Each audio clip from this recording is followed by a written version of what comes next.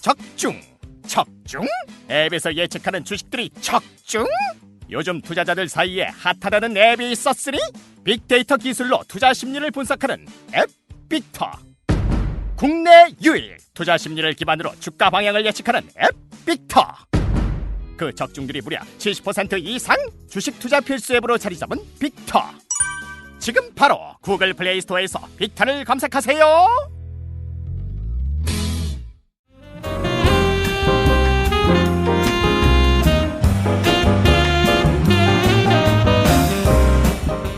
잠깐 쉬었습니다. 오랜만에 심도 있는 얘기를 진행하고 있는데 네. 꿈이나 뭐 그게 너무 어려워.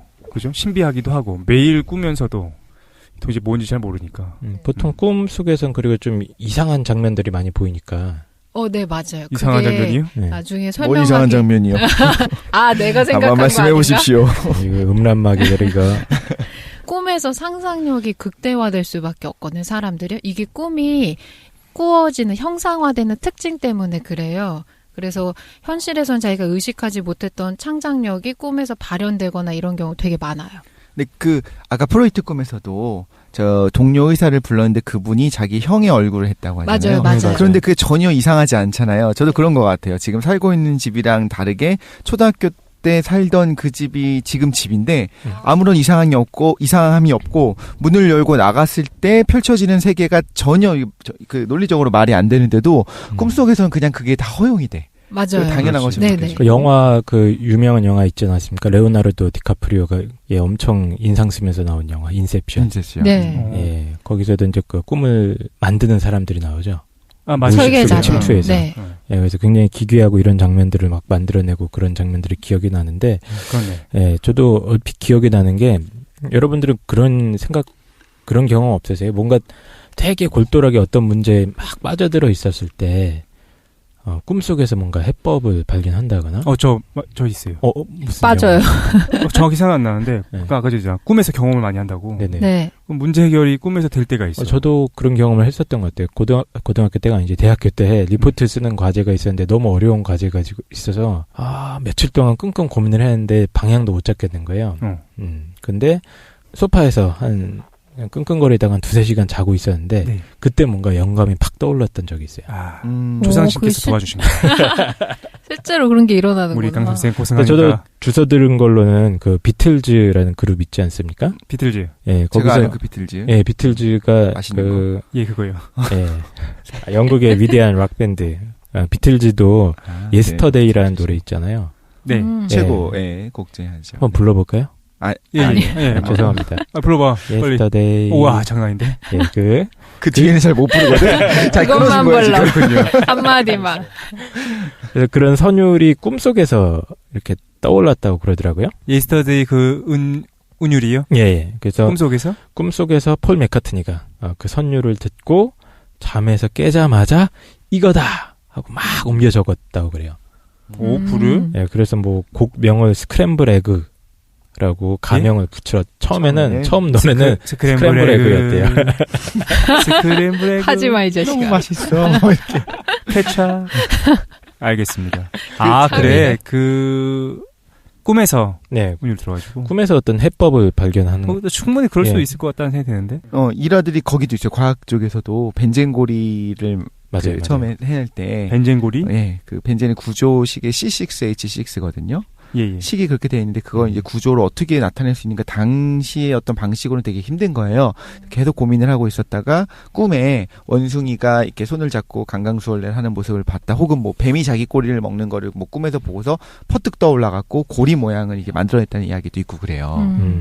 그래서 뭐 뉴턴이라는 학자도 꿈속에서 그 어떤 수학 문제를 골똘히 풀고 있다가 꿈속에서 해법을 찾았다 이런 얘기도 다른 사람인 모르는 사람인 것처럼 뉴턴이라는 학자도 알면서 뉴턴이 그랬다고? 예, 저도 뉴턴은 왠지 못 믿겠어요. 그 뭡니까 예전에 읽었던 책 중에 찰스 다윈이 있었잖아요. 예, 다윈도 어떤 진화론의 기본적인 깜짝이야. 깜짝 놀랐어. 유선통신론 전화하다가 진화론의 어떤 기본적인 아이디어를 굉장히 어떤 문제에 골똘히 빠져 있다가 우연히 꿈속에서 막 영감을 얻었다 이런 얘기도 좀 들었던 것 같거든요. 그래서 꿈이라는 게 사실 어떤 예술가들이 창작 활동을 하거나 이런 전문가 집단이나 학자들이 아이디어를 얻는 중요한 어떤 수단으로 활용되는 경우도 있는 것 같아요. LSD 아니었습니까?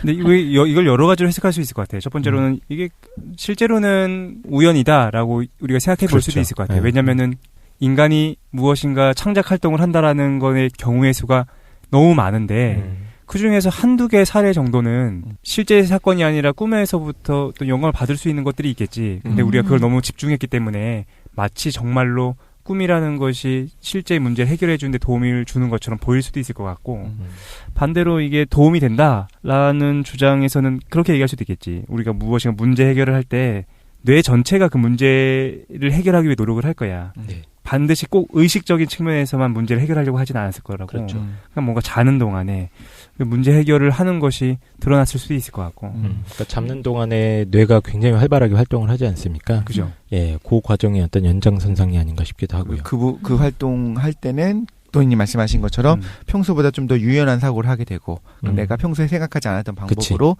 사고를 나도 모르게 할 수도 있는. 근데 나는 사실 솔직히 그걸 이용하긴 해요. 어떤 걸 이용하냐면은 뭐 또 레포트가 주어졌거나 문제 해결을 해야 되는 것이 주어지잖아. 그럼 나는 정말로 그걸 믿어. 내가 의식하지 않아도 내 뇌가 이걸 보는 순간 내가 의식하지 못하는 내 뇌가 그걸 문제를 해결할 거라고 믿어. 그래서 잡니까 바로? 아니요. 그 일을 빨리 해. 아. 그래서 기간이 한 달이다. 그러면은 예를 들어 31일까지 줘야 돼. 네. 그러면 1일 날 먼저 문제를 훑어봐요. 그리고 딴 걸 하고 있어. 딴 거 해요 그때는. 딴 걸 계속 해. 한 10일까지. 아. 그러면은 생각이 나. 맞아요. 그럼 그때부터 일을 처리해요. 좋은 전략인 것 같아요. 그것도. 책을 그렇게 쓰시는군요. 별로 어렵지 않게 문제를 해결할 수 있었던 것 그래서 같아요. 발로 쓴다는 소문이. 그렇습니다. 책 쓰는 것도 별로 어렵지 않게 알았어. 책을 그냥. 썼고. 그만해. 알았어. 그냥 잘못했어. 일중독인 거 아니야? 근데 이거 팟캐스트 편집하는 것도 그렇게 하시지 그럼? 이거는 급해가지고. 알겠습니다. 네. 어쨌든 뭐 그런 사례들이 있구나. 꿈에서부터 어떤 경험을. 그러니까 이런 사례들을 보면서 이제 무의식이라는 거를 이제 프로이트도 도달을 하게 된 거죠. 기존에 이제 의식적인 세계만 알고 있었는데 이렇게 자꾸 뭔가 일종의 억압된 기억들이라던가 네. 뭐 이런 것들이 어디 쌓여 있겠구나 하는 추론을 하는 것 같습니다. 네. 그 얘기를 좀 자세하게 해주시면 될 것 같아요. 네, 그러면 지금 얘기가 나와가지고 뒷부분에 있었는데 꿈의 형식 특징 좀 먼저 설명한 다음에 그 패널분들 맞아, 꿈 꿈에서. 분석을 한번 해보도록 할게요. 지금 자면서 창작 활동이나 아니면 어떤 영감을 받기 쉬워지는 건 왜 그러냐면 꿈 형식 자체가 그렇거든요. 현실에서 우리가 따르는 모델이랑 좀 다르게 꿈에서 일어나요. 아까 말한 것처럼 얼굴이 대치되거나 내가 살았던 환경이 아닌데 완전 기이한 환경이 펼쳐지거나 이런 거를 누구나 한 번씩은 경험해봤을 거예요. 그런 것 좀 한번 살펴보도록 할게요. 제가 준비한 거는 꿈에 해서 그 목차 순서대로 준비했었거든요. 네. 꿈의 형식의 특징은 꿈의 분석 책 뒷부분에 나와요. 근데 꿈 형식의 특징. 네네. 그거를 이제 프로이트가 꿈의 작업이라고 하거든요. 꿈이 우리 무의식에서 형식으로 만들어지는 거를 4가지 작용을 거친다라고 봐요. 근데 그 전에 프로이트가 그 개념을 구별하는데 저희 무의식 어떤 꿈을 꾸면 자기 욕망이나 자기가 원래 가지고 있었던 게 반영되는 걸 수 있잖아요. 프로이트는 공통적인 게 뭐냐면 자기가 항상 늘 꿈꿔왔던 성취 욕구가 꿈을 통해서 발현된다고 하거든요. 그 꿈의 목적은 무조건 성취 욕구예요. 근데 그게 발현될 때 그 자기가 가지고 있었던 성취 욕구를 꿈의 사고라고 그래요. 기저에 깔려있는 무의식적인 내용. 그리고 저희가 시각적으로 아니면 이미지화해서 꾸게 되는 꿈을 뭐라고 하냐면 꿈의 내용이라고 불러요. 발현 내용이라고도 부르거든요. 그러니까 조금 헷갈릴 수 있으니까 꿈의 사고, 꿈의 내용 이렇게 하면 헷갈릴 수 있으니까 쉽게 그냥 무의식이 반영된 게 꿈이다라고 보고 저는 무의식 꿈이라고 사용할게요. 이거 아니면 꿈의 사고는 그러면은 예를 들어서 영화다. 그러면은 영화의 주제가 꿈의 사고인 것 같은데. 네네. 영화의 주제가 거기 꿈의 등장하는 사고. 인물들이나 연출된 장면들은 꿈의 내용. 꿈의 내용. 아, 이해했어요. 근데 저희가 평소 흔히 쓰는 말은 아니니까 그러니까. 그래서 꿈의 사고를 무의식이라고 말하고 꿈의 내용을 저는 이제 그냥 꿈이라고 통칭해서 말할게요. 이 무의식이 꿈에 반영될 때 4가지 과정을 거쳐서 꿈이 되거든요. 첫 번째 뭐가 있냐면 압축 과정이 일어나요. 무의식에 있는 내용을 모두 다 반영해서 꿈을 꿀 수가 없으니까 그중에서 항상 자기가 골똘히 생각하고 있었던 거나 지금 말씀해 주신 것처럼 레포트 주제가 있다, 책을 써야 된다 그러면 평소 항상 현실에서도 늘 자극을 받았었던 자기 문제의식이 드러나요. 그걸 뭐라고 하냐? 압축이라고 해요. 모든 내용을 축약해가지고 이렇게 꾹 눌러놓는 게 아니고 무의식 전반에 걸친 것 중에 일부를 선택하는 것. 내가 이거를 꿔야지 하고. 제가 최근에 작년에 본 영화 중에 인사이드 아웃이라는 영화가 있었고 거기 애니메이션 기억나시나요? 유명했던. 예. 그래서 인간은 내면에서 일어나는 여러 감정들을 의인화시켜서 거기서 인간은 의식 세계 내에서 일어나는 일들을 좀 묘사했던 영화였는데 거기에 드림 팩토리였나요? 그런 게 있어요. 그런 장면이 나와요. 그러니까 뭐냐면은 연출자가 있어. 총 연출이 꿈을 연출하는 사람들이 있고 촬영 직원들이 쫙 있고 스태프들이 있어서 야 오늘 밤 꿈은 이거야라고 주제를 지어주면 거기에 맞게 막 배우들이 무슨 이상한 탈 같은 걸 쓰고 나와서 막 연기를 하는 그런 장면들이 나왔는데 그거랑 대입해서 생각해보면 좋을 것 같아요. 그러니까 모든 주제를 다 보여줄 수는 없으니까 편집하고 주제를 좀 선정을 하는 작업이 압축 과정인 것 같아요. 네, 지금 깡생이 말씀해준 게 너무 정확해. 저는 그 애니메이션을 못 봐가지고 근데 지금 설명해주신 게 너무 딱 정확한 비유예요. 갑자기 궁금했는데 그러면은 그 꿈을 압축하고 선별하는 작업은 누가 하는 거예요? 무의식적으로 하는 거예요. 그래서 평소에 말씀해주신 것처럼 골똘히 문제를 생각하고 있었는데 꿈꾸고 해결됐다는 거는 그게 꿈에서 해결되는 과정이 해소되기 때문에 그럴 수도 있어요. 압축 과정 때문에. 내 무의식의 일부도 어떤 의지를 갖고 있는 건가요, 그러면? 갑자기 궁금증이 막 폭발해가지고. 무의식 안에 또 뭐가 있어요? 그래야지 뭔가 압축하고 하이퍼, 편집하고. 슈퍼 에고. 초무의식. 슈퍼 에고. 알겠습니다. 그 다음에 어떻게 하는 거냐면 이동, 전이 과정이라는 걸 겪어요. 뭐냐면 그게 꼭 직접적으로 드러나지 않아요. 자기가 평소 문제의식이거나 골똘히 생각했던 거라고 해서 노골적으로 1:1 대응되는 게 아니고 그 심리적으로 중요하지 않았다고 생각하는 걸로 이동해요. 그러니까 심리적인 뭐라고 해야 될까? 강도가 이동하는 거예요. 그러니까 꿈에서 보면 평소에 중요하게 생각하지 않았던 이미지나 사람들이 막 나오는 경우가 있었거든요. 저희가 한 번도 그렇게 별로 중요하게 생각해보지 않았었던, 제가 예를 들어 녹음할 때 최 사장님 별로 중요하다고 생각하지 않았었던 거예요. 저 씨봉이 뭐야 이렇게 생각했는데 꿈에 자꾸 나올 수가 있어요. 뭐 꺼벙하다 이거 씨봉이라. 그래요. 알았어. 기억해두겠습니다. 무의식 안에 저장해놔야지. 네, 근데 제가 꿈을 꿨는데 최 사장님이 나와요. 그러면 최 사장님을 제가 중요하게 생각하고 있어서 제 꿈에 나오는 게 아니고 제 무의식에서 심리적인 경도가 이동하는 거예요. 왜 이동시키냐면 검열 때문에 그래요. 실제로 나의 꿈의 사고, 그러니까 꿈의 주제는 송중기인 거야. 맞아요. 근데 송중기를 직접 드러내기에는 조금 내 어떤 그 심의 과정이 좀 문제가 되니까. 네. 그러니까 이제 깡샘을 대체하거나. 네. 그렇게 해서 꿈에 나온다. 네. 그래서 유시진 데이를 진짜 꾸고 싶지만 유시진 데이를 꾸면 전국의 여성들한테 이제 비난을 받을 수도 있으니까 꿈에서는 정말 중요하지 않았다고 생각하는 시벙한 최 사장님을 등장시키는 거죠. 그렇군요. 그것도 무의식이 선정하는 거고 네네. 랜덤하게 일 가능성이 있는 거죠. 그러니까 약간 은근히 은유적인 기법을 활용하는 것 같아요. 맞아요. 이거를 나중에 해석할 때 당신이 최소한 꿈을 반복해서 꾸지만 사실은 그거는 그 송중기를 꾸고 싶었던 거였어요라고 하는 거는 철저하게 자의적인 해석이잖아요. 그렇지. 네. 자의적인 일단 해석. 제 생각에는 최 사장과 송중기는 이 대응이 안 됩니다. 감사합니다. 비슷해. 연두개 코 하나, 입 미친 거 하나. 아니야? 닮았네. 사지 있다는 것도 닮았고. 근데 어쨌든 이 전이 과정이 메커니즘 굉장히 중요한 것 같아요. 꿈을 해석하는 데 있어서 이게 직접적으로 직설화법으로 제시가 되는 게 아니라 네, 어떤 맞아요. 메시지가 항상 은유를 통해서 다른 어떤 비유나 상징, 다른 대상에 투영이 돼서 나타난다는 거. 이게 보통 일반적으로 그렇다는 거예요? 아니면 언제나 그렇다는 거예요? 꿈의 특성. 네, 꿈의 특성. 특성이에요. 그러면 일반론이네요. 네네, 언제나 그런 건 일반론이요. 아니고. 왜냐하면 실제로 꿈에 송중기가 등장하는 사람도 있을 거라고. 그 사람은 최 사장을 대체하기 위해서 송중기가 나온 건가? 그런 것 같아요. 근데 꿈이 왜 이렇게 심리적인 강도를 이동시키냐면 꿈은 그냥 끌 때 내가 무의식적인 발로로 나타난 거를 모두 분출하지 않거든요. 근데 꿈꾼 건 자기 혼자만 알 수 있잖아요. 자기 의식 세계에서 펼쳐지는 일이기 때문에.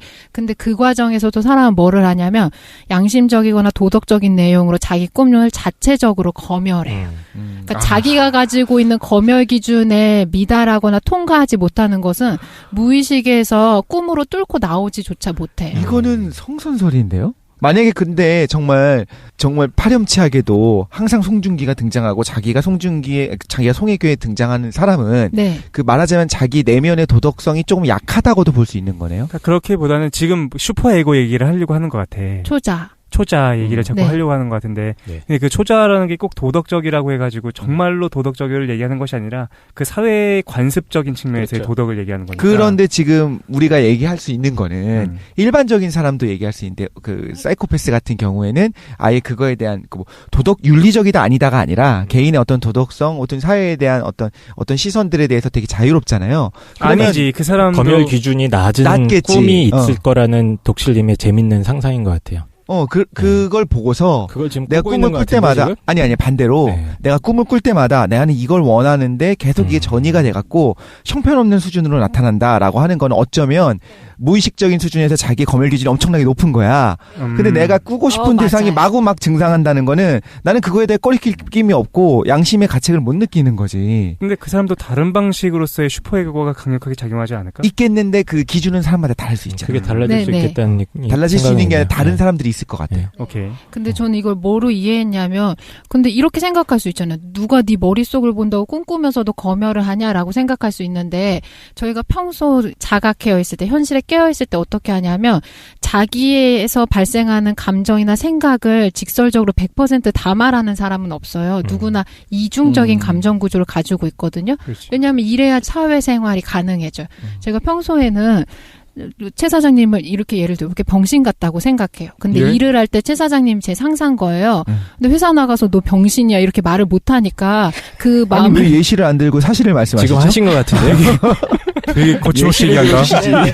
평소에는 막 저 자식 옥수 떨고 싶고 예? 저 병신 같은 이렇게 생각하고 있지만 회사 나가서 이렇게 하는 진실당연인 것 거죠. 같은데. 예. 아 정말 일 처리 잘해주셔서 감사합니다. 덕분에 정말 일 잘 되고 요즘에 잘 지내고 있어요라고 얘기하는 것처럼 같아요.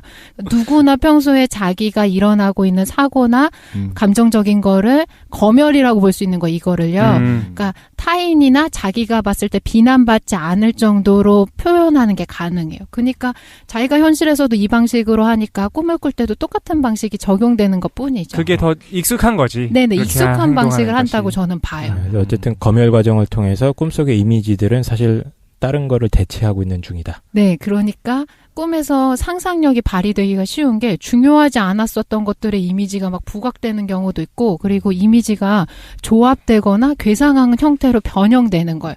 왜냐하면 자기 무의식을 노골적으로 드러내면 걸리니까 그걸 최대한 알아볼 수 없게 바꿔내는 거예요. 그게 이게 전이 과정이에요. 이거는 꿈의 왜곡 때문에 발생하는 거예요. 그럼 그 사회적인 억압이 좀 적은 환경에서 사는 사람들은 그런 사람들 대조군으로 두고 한다면 훨씬 더 좀 자유롭게 나타나겠네요. 네, 그럴 수도 있죠. 아니 다른 방식으로 나타나겠지. 누구나 어느 정도의 슈퍼에고를 가지고 같아. 예를 들어서 사이코패스라고 해도 옷을 입고 다니잖아. 그러니까 무슨 말이냐면은 그 사람도 뭘 갖고 있냐면 사회적인 관습 틀이나 도덕성이라는 걸 갖고 있는데 다른 방식으로 작동하고 있는 거지. 일단 둘이 무슨 꿈을 꾸는지가 제가 약간 궁금하긴 아, 한데 예, 알겠습니다. 빨리 다음으로 넘어갑시다. 가자. 네네. 그 다음에 이제 압축, 자기가 꾸고 싶은 무의식 내용을 선택해서 이동, 감정적인 강도를 이동시킨 다음에 뭘 하냐면 형상화를 고려해. 이미지랑 시각화가 될 수 있어야 돼요. 이때는 기상천외한 걸 동원하는 게 아니고 인셉션 영화, 깡쌤이 아까 말씀해 주셨는데 기본적으로 무의식에서 형성되어 있거나 저장되어 있던 이미지 패턴들을 활용해요. 그래서 자기가 평소에 처음 봤던 이미지일 수도 있는데 익숙한 이미지일 수도 있고 이런 게 막 뒤섞여서 일어나요. 그러니까 배역을 이제 선정을 하는 거죠. 네, 맞아요. 이번에는 콩알이랑 저기 초코파이가 나와라. 뭐 이런 식으로. 그렇구만. 근데 이게 모든 사람들의 공통적으로 등장하는 형상들을 분석해보면 어떤 의미가 있어요. 암호처럼 부여된 것들. 그럼 그 사회에서의 그 시스템이 되게 중요하겠네요. 그러니까 서양 애들이 볼 때는 프로이트의 꿈 해석이 너무 잘 맞아. 근데 동양권인 우리 사람들이 볼 때는 이거 많은 부분에서 다를 수도 있는 거잖아요. 공통적인 어떤 무의식에서의 어떤 회로가 있을 수 있으니까. 그러니까 형상화 과정에서 아마 사회적 관습이 큰 영향 미친다고 알고 있어요. 네네. 그리고 문화적인 부분? 특성 같은 것도 이제 연관되는 것들이 있겠죠. 그 다음에 마지막으로 뭐를 하냐면 2차 가공이라는 걸 해요. 꿈에 이제 단편단편 현상적인 이미지들이 결정됐으면 이걸 하나의 이야기로 엮어야 되거든요. 촬영을 해야죠. 네, 맞아요. 촬영을 해야 돼요. 아. 그럼 중간중간 비어있는 틈을 꿈이 그럴싸하게 메꿔 놓는 거예요. 그러니까 저희가 꿈에서 깨어났을 때 꿈을 망각하기 굉장히 쉬운 게 꿈에서 깨면 꿈이 이렇게 중간중간 메꿔놨던 부분들이 사라지는 거예요. 그건 중요한 게 아니고 그냥 접착제예요. 그러니까 단편적인 이미지들로만 기억이 나는 거예요. 자기 꿈 자체가. 근데 이것도 의식적인 특성이거든요.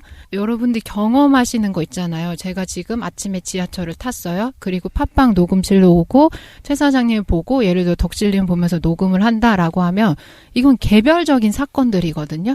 근데 누구나 이걸 어떻게 기억하냐면 나라는 김도인이 지하철을 타고 팟빵 녹음실로 와서 여기 패널들과 그렇네. 녹음한다라고 이야기로 엮어요.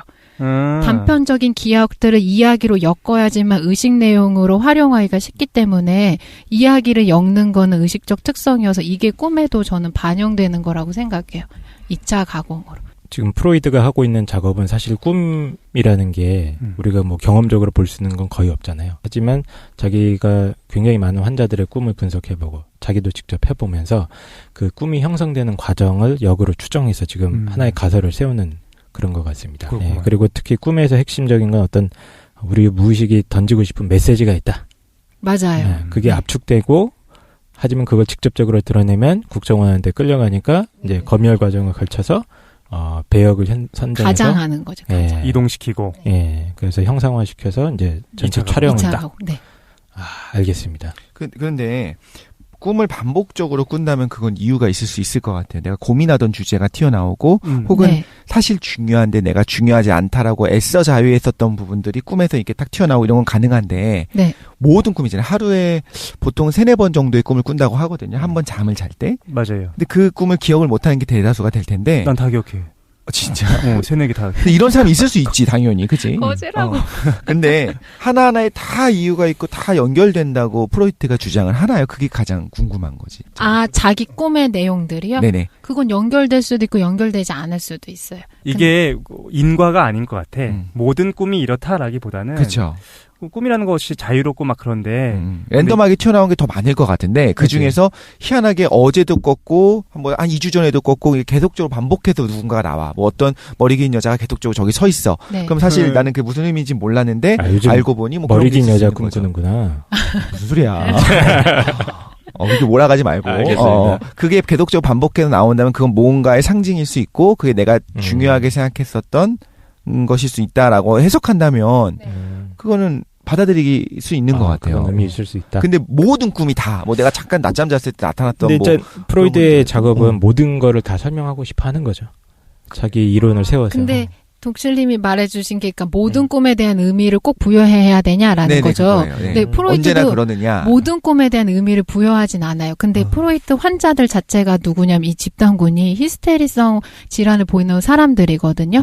그러면 이 사람들 어쨌든 심리적인 문제가 이미 발생한 거 현실적인 생활하기 어려울 정도로 그러면 이 사람들이 꾸는 꿈 내용이 어느 게 중요하고 어느 게 중요하지 않은지를 알기 어려워요. 그러니까 모든 전반적인 꿈을 다 확인하고 내용을 듣고 종합해야지만 의미를 찾아낼 수 있다고 봐요. 그리고 독실이가 지금 집중하는 거는 그 머리 긴 여자라는 대상을 집중하고 있잖아. 근데 그 대상은 아까 얘기했던 것처럼 그냥 형상화의 바뀔 수 있는 거죠. 것뿐이고 뭐에 집중해야 되냐면은 그 이미지 특정 대상이 아니라 꿈의 내용이라고 얘기했죠. 그러니까 꿈 전체의 주제를 그렇죠. 확인해야 될 것 같아요. 꿈에서 던지고자 하는 메시지. 내가 원하는 근데- 건 하나의 목적이야. 예를 들어가지고 아름다운 여성을 만나는 것이 목적이야. 하지만 실제로 꿈은 다 다채로운 꿈을 꾸겠지.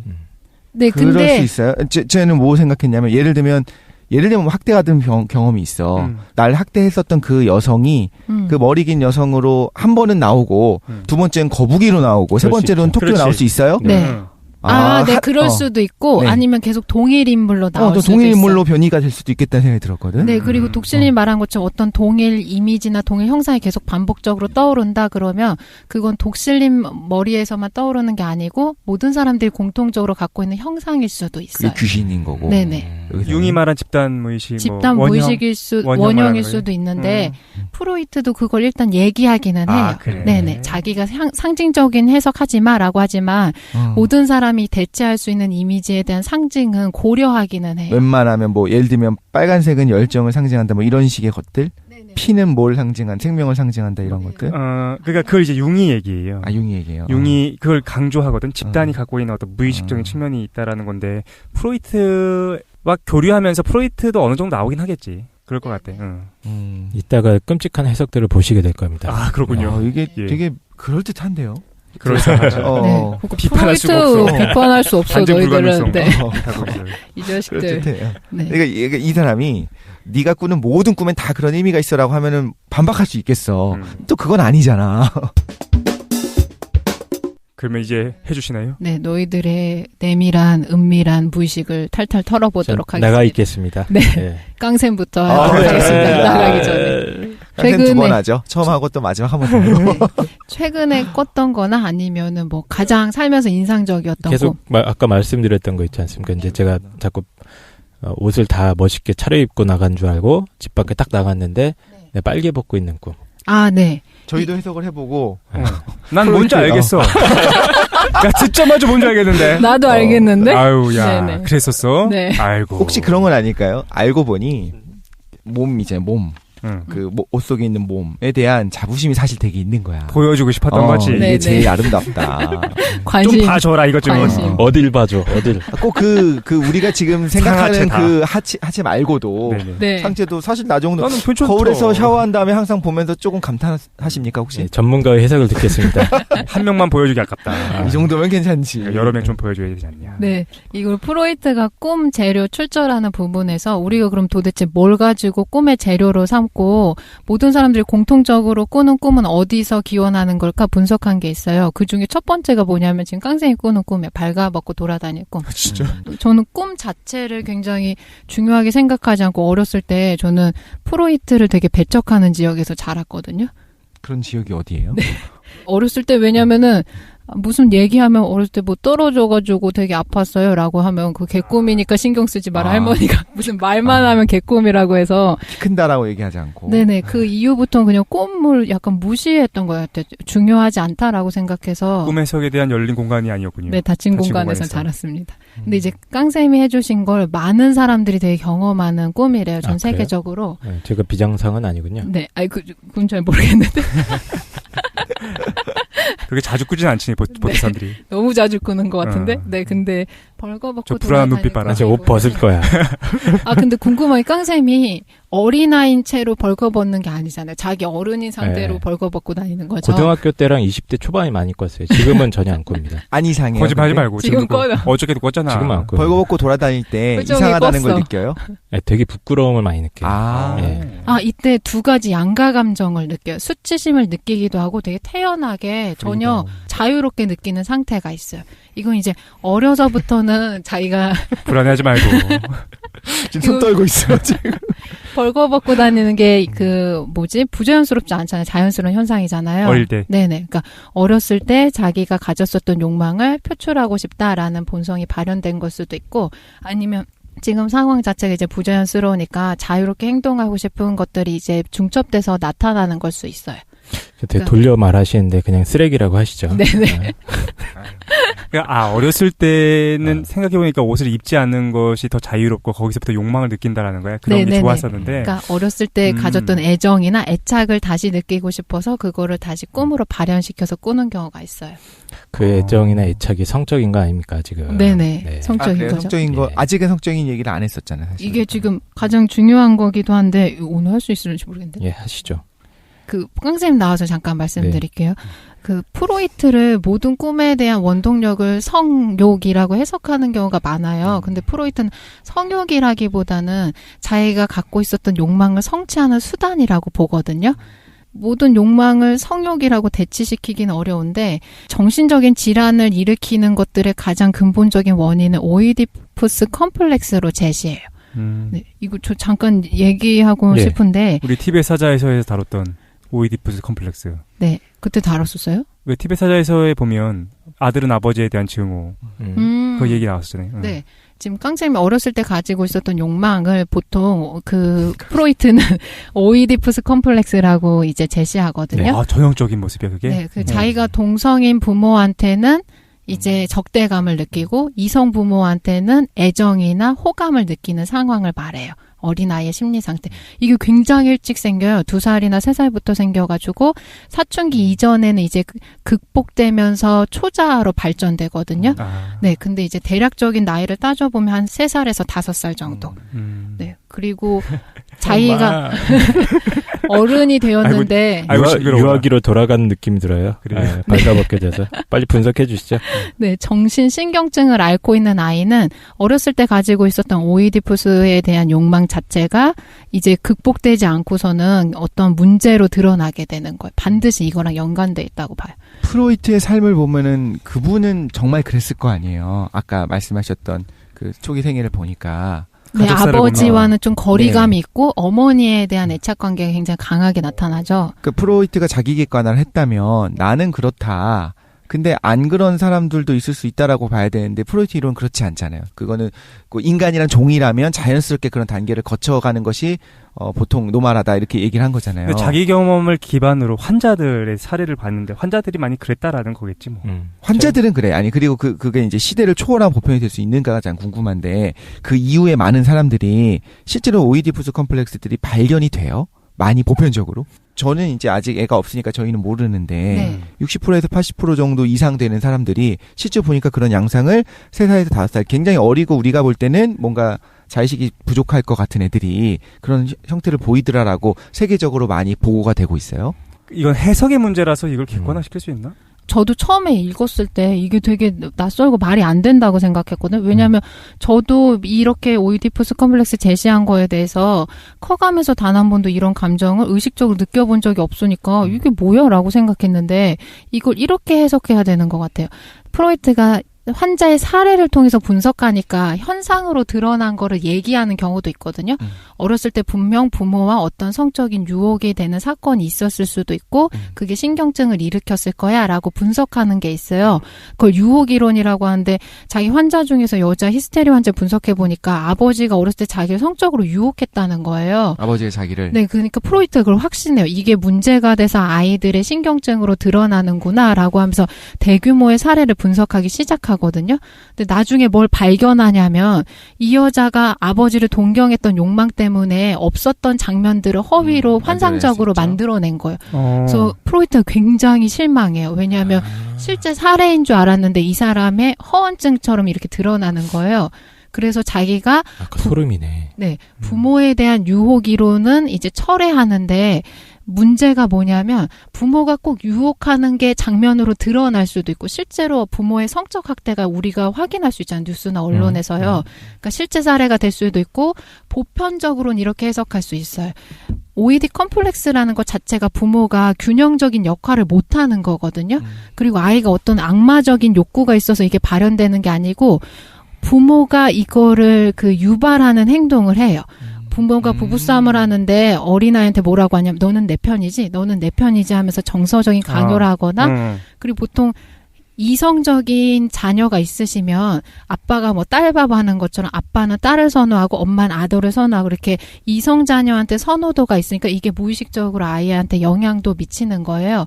그러니까 프로이트가 뭐라고 해석하냐면 오이디푸스 컴플렉스를 정상적인 부모 역할이 이루어지지 않았을 때 이게 실제로 성적 학대나 부모가 싸우면서 자녀를 자기 편으로 정서적으로 종속시키려고 하나 아니면 진짜 유혹하거나 이런 사건으로 드러날 수도 있는데 이런 오이디 컴플렉스가 문제가 되면 아이들이 커서도 정신질환에 걸린다라고 종언해요.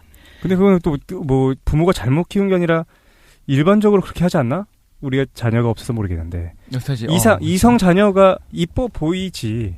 네네. 근데 여기서 그 이쁘다는 의미가 이제 충격적이었던 게 그때 당시로서는 이제 아동이 성적 충동을 가진다는 거였거든요. 아니 여기선 반대잖아요. 부모가 아들 이성 자녀들. 아이를 그러니까 기본적으로 아이는 성적 본능이 있는 거예요. 성적 본능이 있는데 네. 예. 근데 그 상태에서 부모가 이성 자녀를 선호할 때 그거 자체 문제가 안 그게 중요한 게 되거든요. 아니죠. 예. 근데 뭐가 반드시 전제돼야 되냐면 부모가 한쪽 이성 자녀를 선호하면서 반드시 자기 배우자에 대한 어떤 부정적이거나 적대적인 게 있어야 되는 거예요. 대체되는 거 관계로 어떤 암시적인 행동이 있는 거예요. 그 일반적으로 문화적으로 노가 있든 뭐가 있든 있다. 네네. 그러니까 하는 거. 엄마랑 아빠랑 이게 진짜 친엄마, 친아빠일 수도 있는 거고 양육자일 수도 있는 거거든요.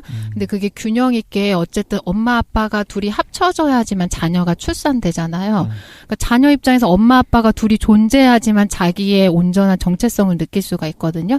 근데 둘이 분열되는 모습이나 둘 중에 하나가 자기의 선호도에 되게 편향되면 아이 입장에서 정상적인 발달이 안 되는 거랑 마찬가지죠. 그래서 그 이름을 컴플렉스라고 붙인 것이 이제 일종의 성적 충동이 응어리진책으로 남아있게 되는 거죠. 네. 그러니까 그 이런 거야. 오이디퍼스 컴플렉스는 자연스러운 거야. 네. 그래서 일반적으로는 그걸 슈퍼에고를 통해서 초자를 통해서 극복하는 극복해서 거죠. 정상적인 삶을 살아가는데 네. 부모가 균형 잡힌 역할을 하지 못했을 때 그 오이디푸스 컴플렉스를 갖고 있는 것이 문제가 돼서 신경증으로 나아간다는 거지. 네. 네. 맞지? 근데 이걸 프로이트가 자기가 이론으로 내세울 때도 그렇고 많은 사람들이 해석할 때 직접적으로 근친상간의 욕구가 애들이 반드시 있고 상대방의 부모를 제거하고 싶은 아버지 살해 욕구가 있다라고 해석한 극단적으로. 거예요. 진짜 부모랑 성적으로 결합하고 싶어하고 아빠를 죽이고 싶어 해라고 그거 해석하니까 잘못 해석하는 거 아니에요? 문제가 돼요. 여기서 말하는 성적 욕구라고 하는 것이 진짜 뭐 말로 19금으로 이제 섹스하고 싶은 욕구가 아니라 네. 그냥 이성에 대한 어떤 다른 구분의 감정인 걸 수 있는 거잖아요. 네. 근데 김도인이 이제 여기서 이제 남근 중심 사상에 대한 얘기를 좀 배제하고서 좀 얘기를 해서 그렇지. 여기서 말하는 거는 진짜로 어떤 그래요? 섹스적인 게 있는 것 같은데. 네. 프로이트도 얘기할 땐 그걸 깔아요. 근데 저는 그래요? 프로이트의 이론 자체가 완전히 흠결없는 100% 완벽한 이론이라는 걸 얘기하려는 게 아니고 굉장히 네. 중요성. 해주시는 거죠. 네. 들어볼 만하다. 새롭게 해석을 그러니까 김도인 버전으로 좀 해석을 해갖고 이렇게 날카로운 부분을 좀 무디게 만든 다음에 하지만 이미지상으로 이런 부분들이 있다라는 걸 지금 말씀하시는 거죠. 네, 그리고 그 성적 욕구가 아이들이 어렸을 때 타고난 본능적인 거라는 걸 전제하면 네. 처음에 자기가 자라났을 때는 자기의 생활 전체를 차지하는 게 부모와의 삶이거든요. 그렇죠. 그러니까 부모가 성적 대상이 될 수도 있는 거고 실제로 역사상에서 부모와 성관계를 꿈으로 꾸는 사람들도 있어요. 이게 문학 작품으로도 드러나고 근데 저는 이게 아이가 어떤 뭐 금기나 어떤 나쁜 악마적인 욕구가 있어서라기보다는 자기가 처음으로 세상을 경험하는 대상이 부모가 너무 지배적인 거예요. 그렇죠. 근데 이게 자라면서 이제 사회화되면서 전혀 문제없이 정상적인 생활로 통합되는데 그 프로이트는 그걸 처음에 이제 제시하다 보니까 너무 직접적인 거를 섞어서 말하는 거죠. 그래서 프로이트에 대한 비판이 여기서 등장해요. 그러니까 네. 문제 있는 사람들만 봤다는 거예요. 굉장히 불편하지만 이해는 가는 게 예를 들면 식욕이 언제나 있잖아요. 그건 기본적인 네. 욕구잖아요. 근데 그걸 밥을 먹어야 되는데 먹는 내가 배고픈 거를 충족시켜주는 게 부모가 내 세상의 전부였으니까 네. 부모가 하는 게 자연스러웠다면 만약에 어린아이가 뭐 그런 얘기들 하잖아요. 1살, 2살 이렇게 되게 어린애가 뭐 자기 그 성기를 만지작거리는 것들을 해서 어떡하냐고 막 글을 올리기도 하잖아요. 걔들이 그쪽에서 어떤 쾌감을 느껴. 그래서 그렇다면 그거를 자연스러운 그 욕구를 만족시키는 것도 부모라고 생각할 것이다라고 이제 프로이트가 생각했다는 거죠. 부모가 세상의 전부니까 자기 세상의 전부고 자기 욕구를 만족시켜주는 존재였으니까. 뭐 그렇게 해석해 볼 수도 있을 것 같긴 한데. 네네. 근데 성기에 대한 예를 들어 구강기, 항문기, 성기에 대한 리비도가 집중되는 시기에는 부모가 대상이 아니어도 자기 자체적으로 아이가 만족을 해요. 예를 들어 구강기다 그런 빠는 행위 자체는 생존을 위해서 필수적이거든요. 엄마 젖을 그렇죠. 빨아야 생존할 수 있으니까 쾌감이 부여된 거예요. 그러니까 거기에 집중하는데 부모는 자기와 바르게 외부에 있는 대상으로서 처음 바라보는 대상이 되는 거죠. 네. 오케이. 한 명 분석했는데. 네. 그 깡쌤이 어떤 유아기로 돌아가고자 하는 욕구가 있는 거다. 아버지 거죠. 죄송합니다. 그런 걸 해석했는데 한 명 해석했더니 네. 끝났네. 끝날 시간이 됐네. 제가 또 얘기를 많이 해가지고 이거 얘기해보고 싶은 게 되게 많았어요. 다음에 한 번 더 정리. 정리요? 네. 네. 그 깡쌤이 이제 발가벗고 다니시는 꿈을 꾸는 게 프로이트가 분석했던 전형적인 꿈 첫 번째 해당하고 두 번째, 세 번째 해당하는 게 이제 자기 형제 자매가 죽는 꿈. 세 번째가 부모의 죽음을 꾸는 경우가 되게 많았었거든요. 궁금한데? 네, 그래서 궁금하다. 그거. 이거를 이제 프로이트가 오이디푸스 컴플렉스랑 연결시켜서 해석해요. 자기가 어렸을 때 가지고 있었던 유아적인 성적 본능을 실현시키는, 무의식적으로 실현시키는 게 부모의 죽음이라고 보거든요. 그리고 동성 부모가 아닌 이성 부모라면? 꿈을 꿀 때 근데 동성 부모가 아니라 이성 부모가 죽는 꿈을 네. 꾸는 경우도 있잖아요. 네. 근데 대부분의 사례를 분석해 보면 프로이트의 사례에서는 이성 부모보다는 동성 부모가 죽는 꿈을 꾸는 비율이 압도적으로 많아요. 환자들 중에서. 네네. 그거를 분석해 왜 꿈을 꾸는데 이성 부모가 죽는 꿈을 꾸냐라는 걸 분석하거든요. 근데 이거를 지금 당장 엄마 아빠가 죽었으면 좋겠다라고 해서 의식이 발현된 거라고 보면 안 되고 프로이트는 어렸을 때 억압되어 있던 이제 무의식적 욕구가 발현되는 거라고 보거든요.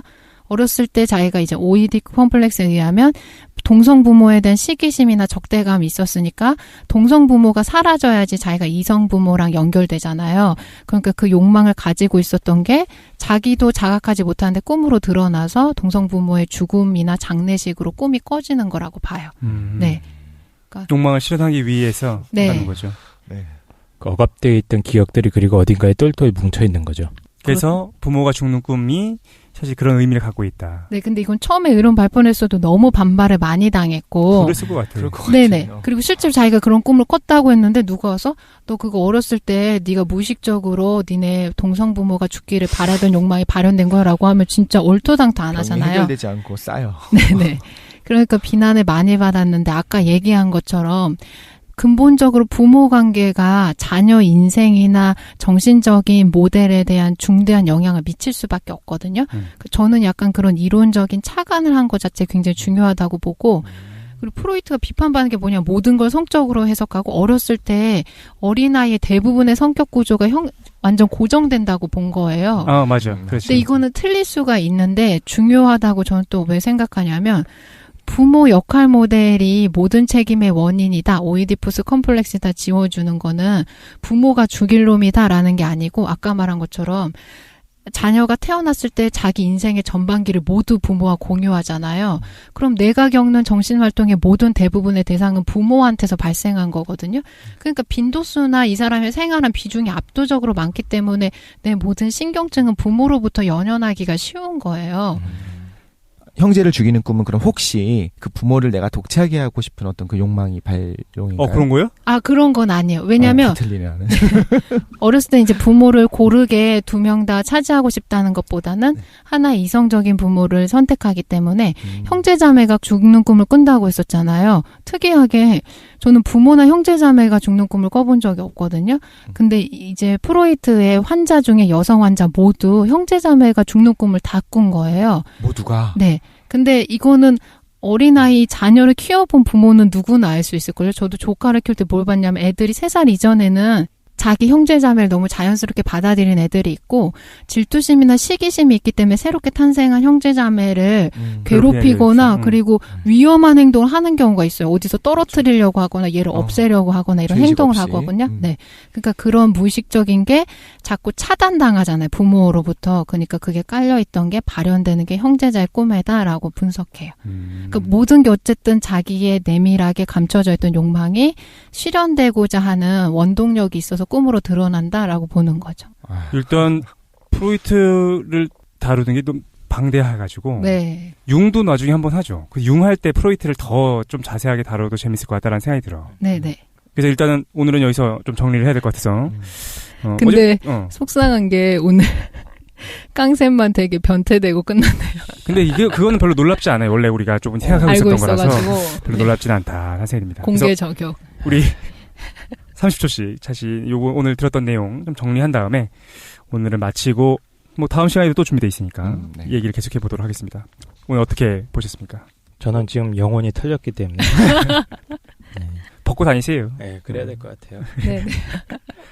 재밌었고 꿈 자체에 대해서 얘기하고 싶은 욕망이 큰 것 같아요. 왜냐면은 제 인생에서는 꿈이 차지하는 비중이 굉장히 커요. 그러니까 현실 세계에 대해서는 뭔가 대체로운 일이 발생하지 않고 반복되는데 꿈을 꾸면서 너무 배우는 것들이 많은 거야. 그리고 너무 새로운 세계들이 보이기도 하고. 그리고 이거를 사실은 그 어떤 의식에 대한 문제, 우리의 어떤 영혼에 대한 문제와 연결시킬 수 있을 것 같아가지고 더 깊이 한번 달아보고 싶은데 일단 프로이트에 대한 얘기를 좀 들었는데 프로이트 비판이 항상 있어요. 항상 있고 지금은 심리학에서도 학문으로 취급하지 않으려는 경향성이 생길 만큼 그거에 대한 비판이 많긴 하거든. 근데 김도인이 잘 균형 잡히게 얘기해 준 것 같다는 생각이 들었어. 어떠냐면은 받아들일 건 받아들이고 왜냐면 미친 영향이 어마어마하니까.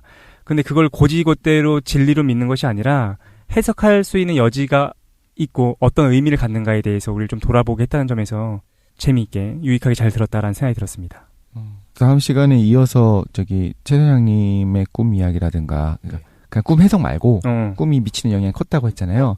이런 거 꿈이 삶에 되게 많은 꿈 해석해줘야 돼 쟤도. 아, 네. 나는 성스러운 꿈밖에 없어가지고. 독실님도 좀 하시죠. 성스러운. 성스러워. 일주일 동안 꾸는 꿈을 한번 생각을 해볼게요. 지금 생각나는 꿈은 무서운 꿈밖에 없었기 때문에 전 되게 재밌었어요. 지금 들으면서 막 정신이 빠져들었거든요. 근데 그런 것 같더라고. 사실은 과학을 하는 사람들이 보통은 프로이트를 좋아하지 않을 수밖에 없어요. 너무 발레가 많이 있을 수밖에 없고 이걸 하나의 어떤 보편화된 이론으로 만들기에는 뭐 실험군 대조군을 갖고 실험한 것도 아니고 부모 영향이 크다라고 한다면 예를 들면 뭐 편부모라든가 요즘 같은 경우에 이제 게이 부모들 있잖아요. 남자 남자 여자 여자 이런 데서 그럼 자라는 애들은 어떤 형태를 보일 것인가에 대한 여러 가지 연구가 이제 후행이 된다면 조금 더 우리가 얘기할 수 있겠지만 프로이트가 주장한 거는 주장일 뿐이지 어떤 과학적 연구의 대상이 되는 것 같지는 않거든요. 그럼에도 불구하고 이야기를 듣는데 너무 재밌었고 정합적으로 맞아 들어간다는 생각이 드는 부분도 많이 그럴싸한 부분들도 많이 있었고 그래서 당대의 사람들이 저희는 그 이후에도 어떤 꿈은 어떤 거야라고 해석하는 것들을 들으면서 자랐잖아요. 근데 그때 합리주의가 굉장히 이제 그 득세하던 시기에 사실은 합리적이지 않아. 너희들은 무의식이 있어라는 얘기를 처음 접했을 때 얼마나 충격적이었을지 어떤 역사적인 이벤트로서 그 프로이트의 출현을 너무 재미있게 알 수 있었던 것 같아요. 근데 좀 아쉬운 거는 제가 듣기로는 이제 꿈의 해석 위주로 지금 일어났잖아요. 근데 제가 어렸을 때 뭐 프로이트에 대한 책들을 읽었어요. 프로이트 책을 읽은 건 아니지만 프로이트에 대한 책들은 항상 제가 어린 나이에 제가 볼 때 너무 무리가 너무 심한 주장들이었어요. 다.